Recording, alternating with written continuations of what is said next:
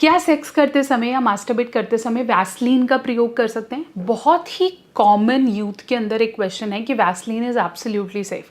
मोनोबी अभी रिसेंटली मैं कोई सीरीज़ देख रही थी, वहाँ पे एनल या वजानल सेक्स करने के लिए वैसलीन का प्रयोग किया जाता है। क्या ये सही है? क्या ये गलत है? क्या वैसलीन जेली एब्सोल्युटली नॉर्मल है जब आप सेक्स परफॉर्म करते हैं? डिटेल में बात करूँगी। अगर आपके मन में भी कहीं ना कहीं वैसलीन और जेली आता है तो प्लीज़ इस वीडियो को अंत तक देखें। मुझे पता है आप देखने वाले हैं, और प्लीज़ ये वीडियो ना शेयर ज़रूर करो ताकि उन कपल्स तक पहुंच पाएँ जो इसका इस्तेमाल करते हैं। चैनल पे नए हैं, सब्सक्राइब करेंगे और ऐसे बहुत सारे क्वेश्चंस के लिए मेरे साथ कनेक्टेड रहेंगे। सबसे पहले जानना है कि petroleum jellies usually friction reduce करती हैं क्योंकि उनकी प्रॉपर्टी है। मोरोवर जब हम टैटूज़ कराते हैं या हमें कहीं चोट लग जाती है तो वहाँ पे रेगुलर रगड़ खाने की वजह से पेन बढ़ता है। इसके अंदर थोड़ी थोड़ी अगर हम बोल सकते हैं कि थोड़ी सी एंटी इन्फेक्टिव प्रॉपर्टीज़ होती है कि इन्फेक्शन से बचते हैं, क्योंकि अगर चोट के ऊपर हम इसे कवर कर देंगे तो बाहर की गंदगी, मिट्टी, ये सब नहीं आती and ultimately it will help to heal the wound. लेकिन अगर आपको लगता है कि ये सोफ्रोमाइसिन की तरह काम करती है या ये बेटनोवेट की तरह काम करती है, ये तो कोई ट्यूब हो गई, no it's not like that, but it helps to keep let's say a safe, जैसे हम बोलते हैं, कवर कर देती है ताकि बाहर का इन्फेक्शन उस पर नहीं आ पाए। स्किन में मामूली सी कोई खरोच है या स्किन में रैशेज हो रहे हैं या फिर हम बोल सकते हैं कि मुरझा गई है ना, जैसे हम बोलते हैं मॉइस्चर की कमी हो गई है, तब हम वैसलीन का इस्तेमाल करते हैं। मोरोवर हम लिप्स पे भी उसको यूज़ कर लेते हैं।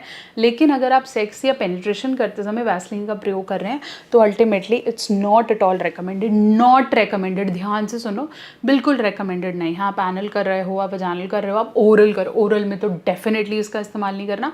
इसमें बहुत सारे पैराबेन्स हैं जो आप इसको मुंह में नहीं डाल सकते। जब हम इसको लिप्स के आसपास भी लगाते हैं तो भी रेकमेंड किया जाता है कि बार बार, जबकि उसकी क्वांटिटी बहुत कम होती है, तो भी इसका इस्तेमाल नहीं करना है। अगर आप एनल कर रहे हो, मोरोवर एनल के टाइम पे भी ऑयल्स का इस्तेमाल ज़्यादा रेकमेंड किया जाता है, तो प्लीज़ वैसलीन का इस्तेमाल फ्रीक्वेंटली ना करें। वजाइनल में तो डेफिनेटली ये रेकमेंड नहीं है, बट हाँ, अगर आप मास्टरबेट कर रहे हो और आप थोड़ा बहुत जेली लगाते हो, इट्स ओके। बट अगर आप रेगुलरली इसे लगा रहे हो तो it's not at all recommended.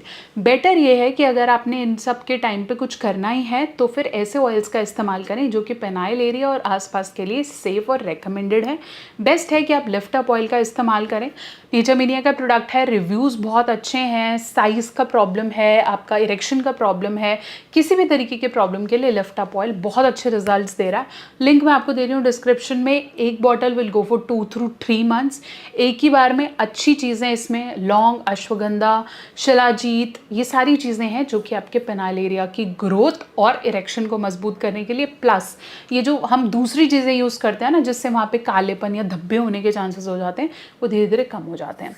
तो आई होप मैं आपके डाउट्स को क्लियर कर पाई हूँ। चैनल पे नए हैं तो सब्सक्राइब ज़रूर करेंगे और ऐसे बहुत सारे वीडियोज़ के लिए कनेक्टेड रहेंगे। आप चाहें तो इंस्टाग्राम और फेसबुक पर मुझे फॉलो कर सकते हैं, डॉक्टर नेहा ऑफिशियल।